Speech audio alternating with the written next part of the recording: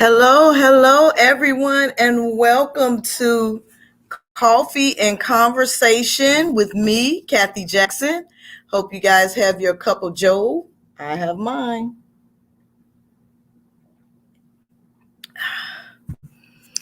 Now, listen, I have been waiting to get in front of you guys today because this is a juicy conversation. This conversation is going to be really, really juicy. And I have an announcement to make if you hang on to the end. Thank you. I see guys coming in. Hey, please say hi to me. Let me know you're there. I can't wait to listen. I need you to respond, interact, like, share, help someone else. That's my girl. Hey, Nashika. Hey, how you doing? Hey, so while people are coming in, real quick, Pickleball Report. Yesterday, I won 2 out of 3 games. Yay! And I worked with a lady who was really, really good. She was my partner. Yes, that was part of it. Hey, if you want to win, you put the right people on your team. So, yes, that was part of it. But she was also coaching me. And she told me to quit telling people I was new. She said, because they don't know how long you've been playing. And you are really good. Just play with confidence. That's what she told me. So that boosted my ego, And anyway, so that's our pickleball report. We are doing better. I've signed up for a beginner's class so that I can actually learn the fundamentals. Right now, I'm just operating off of what I know from tennis, which that's not going to carry you a long way in pickleball. But anyway, so I did sign up for a class, and I am enjoying myself. So if anybody's interested in pickleball, let me know. I'll give you the information. It's so much fun. All right, but today's topic, and don't forget, I got an announcement at the end. But today's topic, we're talking about not letting a good crisis go to waste. Now, that was a quote by Winston Churchill. And so what are we talking about? A good crisis? Because as you know, I'm going to read, this is the definition of a crisis. A crisis is any event or period that will lead or may lead to an unstable and dangerous situation affecting an individual, a group, or all of society. Now, I could say, has anyone ever been in a crisis? But because we're all still here, I know that we've been in a crisis because the pandemic has been the biggest crisis of any of our lives to date. But they're not always huge, big crises. Sometimes we have smaller crises. Sometimes there's a crisis financially for you. Sometimes people have lost their jobs. Other people have had crisis in their relationships, in their families, so a crisis can happen in all areas in business and career and family and, all areas of your life. But I like this saying that there's a saying that goes out that says that in the Mandarin language, in Chinese language, that the word crisis means both danger and opportunity. Now, I have come to learn that you should research everything you hear. Don't take it at face value. When you hear it, you just go back and start repeating it as gospel. No, that doesn't work. Not if you're trying to establish credibility. So I looked this thing up, and as it turns out, it's a little bit misquoted. So in the Chinese language, the word for crisis is actually Weiji. And when they write in the Mandarin, they do what looks like to us these little brush strokes. And so there are 2 brush strokes. And the first brush stroke is the Wei, W-E-I, and it means danger. But the second brush stroke, we interpret as opportunity, but what it really means is, sorry, I got to get my original notes because I didn't put it in there. Hold on. Y'all should see I write on everything. But the second part, okay, G-J-I, it means incipient or critical moment. And so then when I looked up incipient and critical moment, it means turning points and opportunity, which so ultimately, when you break it down, it can mean opportunity, but people just talk about things like they know it and they give all the and they don't bother giving the details. The saying is popular because JFK, he used it in a speech that he did. And so from there on, it's been very popular in American culture to say the Chinese word for crisis means both danger and opportunity. Loosely, it means opportunity, but it's close enough, right? Okay. So I like that saying, and I like that the thought process, because at the end of every crisis, well, not at the end, in the midst of a crisis, you have two options. Number one, you can fold. Number two, you can be bold. See, some people in a crisis, they get in a fetal position, they put their head down, and they just wait till it's over and hope for the best. Not a good strategy, in my opinion, especially if you're talking about business, because while you're folding, someone else is being bold and they're moving forward. What do I mean by being bold? I mean that typically, as Americans, as people, as humans, we tend to follow the norm. I believe that people do what they do in life because of what they were taught, whether it's eating habits, whether it's careers, the way you think, religion.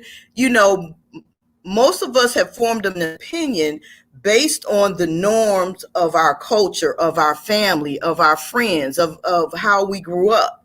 And we follow that even if it no longer serves us.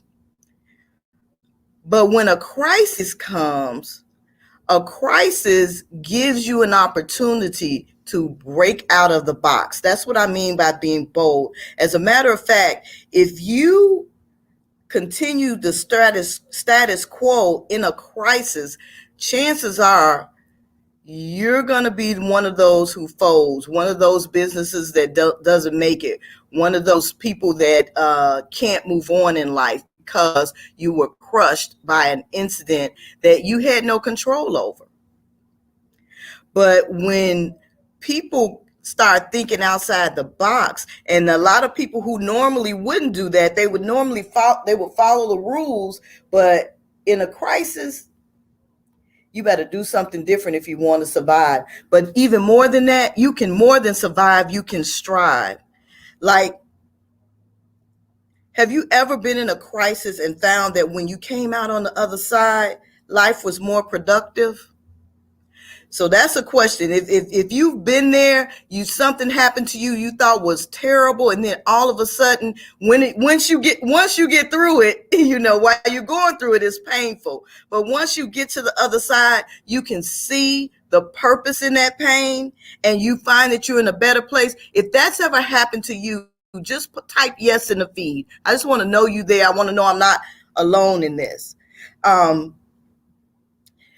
I had a situation where I was at a great job. I truly, truly enjoyed where I worked. I was managing some recruiters, and I felt like I was, Nashika says, yes, it happens. I was managing some recruiters, and I felt like I had an impact in their career. I was able to help them to move forward. I was also able to stop them from being discriminated against financially because I had access to the pay. And if I had not been there, they would have been underpaid.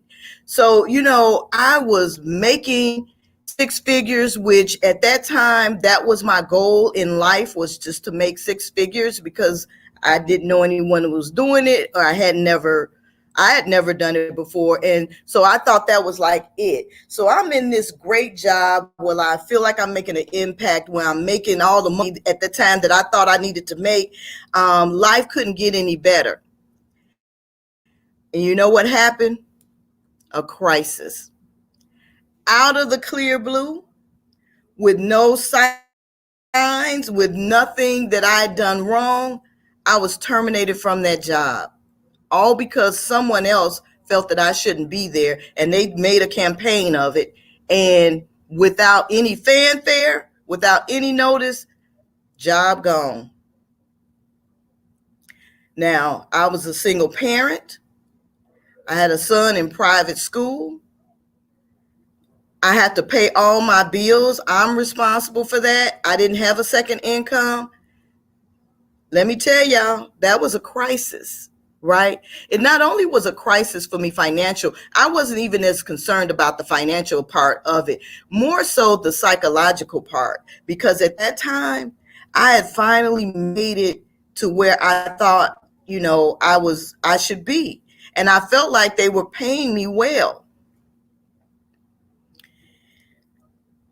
But this was also the straw that broke the camel's back, because leading up to that position, I had been in so many roles where I felt underappreciated, undervalued, definitely underpaid, not respected. And it was just hard being a woman in corporate America, and double that for being an African American woman in a leadership role in corporate America. Um, so, I'm not going to go into all the things that I went through leading up to that, but by the time I got there and I thought that, like, okay, I can breathe, the rug just got pulled from under me, and I just didn't think I could make it anymore. Like, I was ready to fold, but the problem is that I couldn't fold because I had responsibilities. And so then, in order for me to make it in corporate America, because that was the only way I knew how to live at that time, I had adopted the mantra of agree more and care less. That's the advice that I gotten from a friend. Anybody know what I'm talking about? Where you feel like you get up and go every day, but you have to. I'm trying to fly under the radar in my next job, because I didn't know how I could go to another job knowing that I was going to deal with the same that I had been dealing with my entire career. Psychologically, I was done. But financially, I had to provide. So I went to the job, but I didn't engage. I didn't let them know that I had genius in me. I didn't let them know that I could help them with their problems. I could help them do it faster, cheaper, more efficient. I had 15 years of experience that I could have brought to the table to help them stop running in circles. But my experience had taught me, whenever I did that I was going to get cut off. So I was working from home 100%, and I still didn't want to go to work, because how can you go to work feeling less than, knowing that you're not giving your best, knowing that you're not valued? It's more than a notion. But let me tell you what happened because of the crisis that I had suffered when my life was just turned upside down with no notice. What came out of that was deja vu. Now, not immediately, but here's the thing. Once that happened to me, yes, I accepted another job because I needed the immediate income, but my mindset had flipped and changed. And I was at the point that I had to have some other form of income. I now decided that I needed to work for myself, because I could not continue to give all that I had to corporate America, and they keep treating me the way that they did.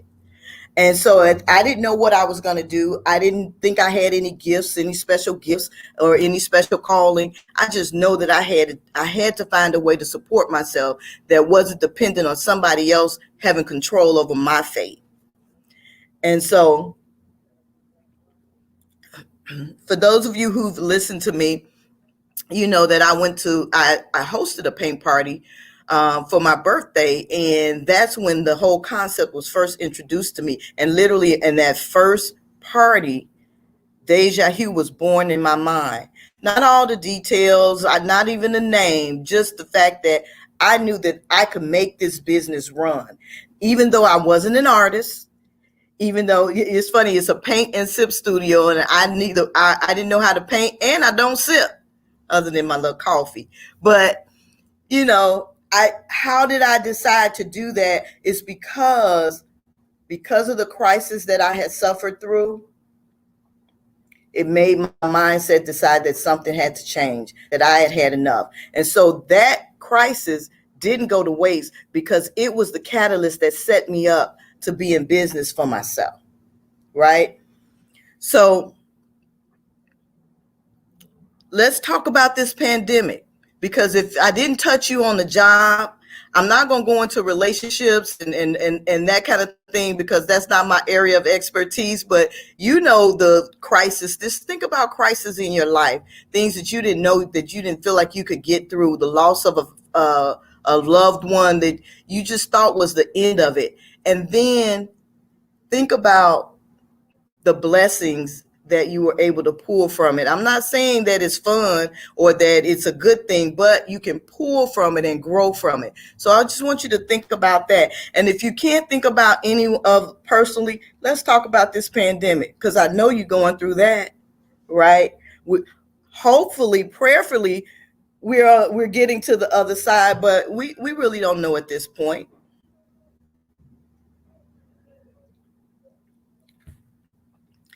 Um, with the pandemic, I'll tell you another quick story. This was going to be quick, but with the pandemic, I was running my business and I had accepted a consultant job. With a friend of mine temporarily.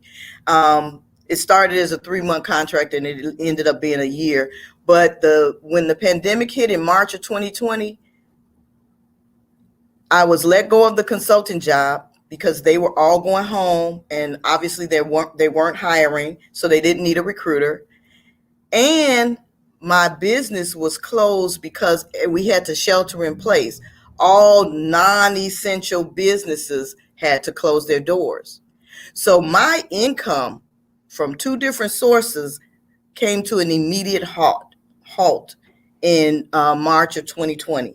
And contrary to what they were putting out there, trying to get the PPP loan initially, trying to get the EIDL loan, trying to get unemployment, none of that happened for me immediately. But the one thing I had control over was what I did with the business. And this is where I'm saying, like, in a crisis, you can either fold or you can be bold and do something different. So what we did differently, we started doing virtual paint parties.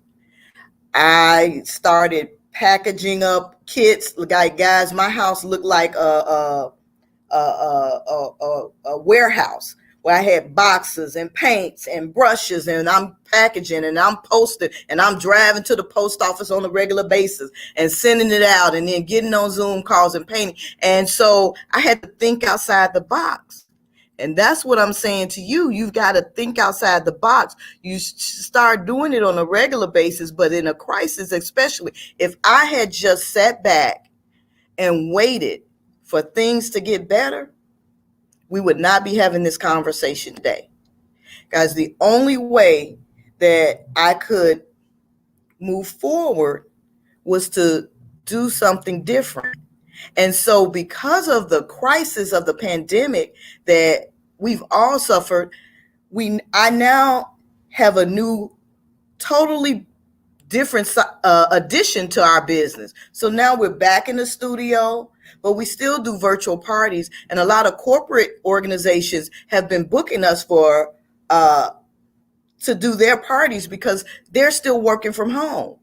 So, that was the plus that has come out of. We've also started Deja Hue Beyond Borders, where you can download our classes and paint in the privacy of your home. All of that came out of a crisis. So my question to you, what are you going to do in this crisis, or what have you done during this crisis? And if you've done something different in this crisis, go ahead and put it in the feed and let us know what you've done. I know people who have written a book. Crisis can definitely be an opportunity. Hi, Pat. So yeah, what are you doing different? What have you learned from a crisis? Now, I'm going to tell you something that I've learned from this crisis is that when they said grocery store clerks was an essential job, that sent off a light bulb to me. And I started thinking like, oh my God, what if the grocery store is closed? I don't know how to hunt and fish. I've never grown any food. Guys, we are literally dependent on the government, private organizations for our livelihood to eat. That's a little bit scary to me. So like what I've learned out of this, I intend to start learning how to grow food.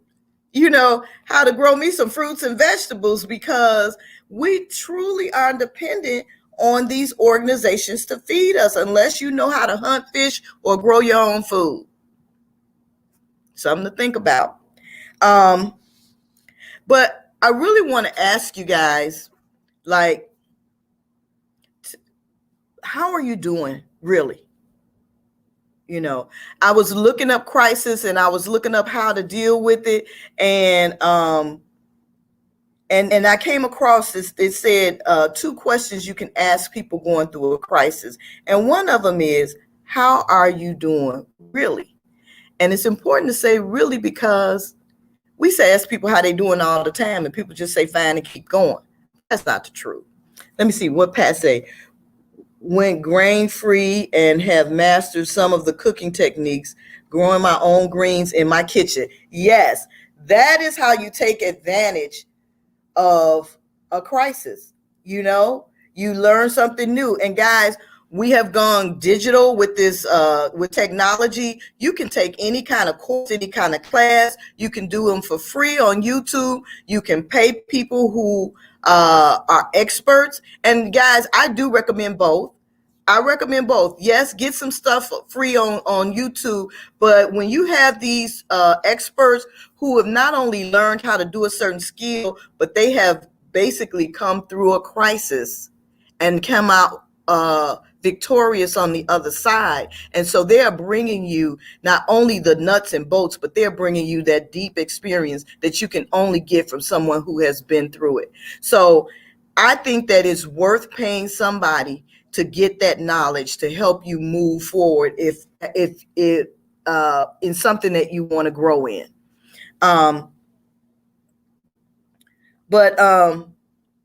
So I had a few questions. It was all dramatic when I wrote it down, but now that I'm talking, it's like not coming out the same way. But I'm gonna read them to you and see if they connect. But after, I want to ask, how are you doing? Really, how are you doing? Did the pandemic happen to you or for you? Are you making the most of new opportunities? And then it said, what did you do productive as a result in the pandemic? Like Pat, I want you guys to type that in, that if you've done something that you never did before, you stepped outside the box and you started doing something new because of the pandemic, I'd like to hear about it. And then this one is a rhetorical question. Do you now have a crisis management plan? See, that's what Pat just put in. She's got a crisis management plan. She's learned some new cooking techniques and she's growing greens in her kitchen. We might need some of those for Thanksgiving, Pat. Hey, you know my man. That's a whole new business. Pat, you can sell greens to the other people.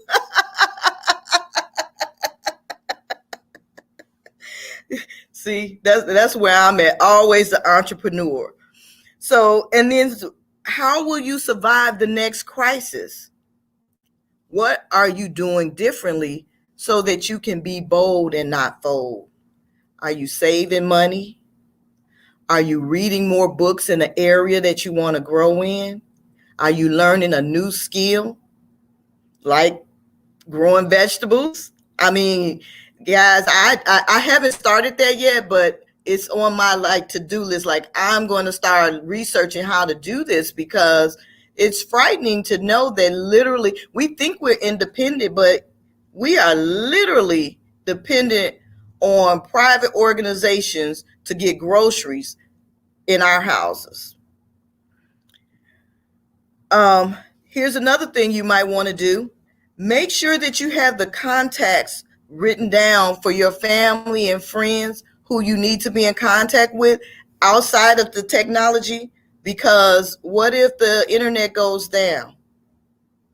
Now, I know you like the internet go down. Facebook went down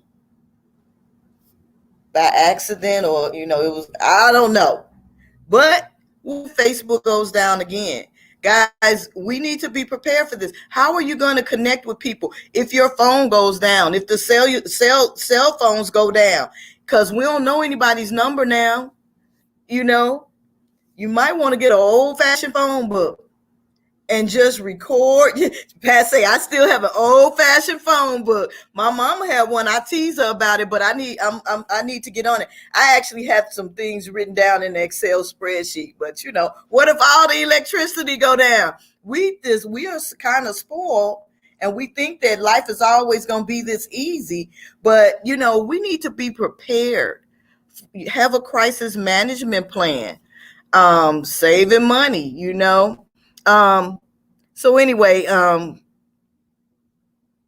connect with people important with you. I'm just checking my notes. Make sure you have their contacts. Oh, and here's the biggie. Guys, you need to find a way to own your own business. I'm not saying quit your day job, but I'm saying get you a side hustle, have you another form of income other than one that is controlled by somebody other than you. And I know that it's scary to think about owning your own business. And I won't lie to you, as an entrepreneur, we hustle. Yes, we hustle. But I love the hustle.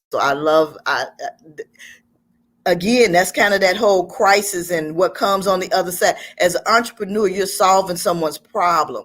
And, the more problems, the more you solve, the more money you make. And you get to control that flow. So, I would say don't waste a perfectly good crisis like this pandemic when it showed you that you can lose your job, that you are not essential according to corporate America. You essential to me, but you are not essential. That when the going gets tough, that you're on your own at the end of the day. You have to take care of yourself. Some of you are entrepreneurs already. Some of you have thought about it and you don't know what to do. Some of you are just looking for the right opportunity. So I have an idea, and here's the big reveal. Guys, as you know, I've been in business for 6 years, running Deja Hue, and I absolutely love it. But it's time to expand. And the way we're going to expand, drum roll please, we are going to start franchising Deja Hue. That's right. Yay! That's right. If you've ever thought about having a business of your own, but you don't quite know how to go about it, guess what? I'm here to help you. I'm here to help you. Now, I can't give all the details right now. Thank you, Nashika. I can't give all the details right now because we're still doing the legalities of it all, but this thing is in the works, and very soon we're going to be able to really move forward. But the reason I'm announcing it today is because we're at this time of year when you're going to be doing your New Year's resolutions and what's going to be different for you in 2022. And people are they're making their plans for the new year. And while you're doing that, I want you to keep in mind that you will have an opportunity to own a Deja Hue art paint and sip studio of your very own. So that's all I can really tell you right now. But if that resonates with you, if that's something that you'd like to know more about, I'm collecting a list of names of those people who are interested.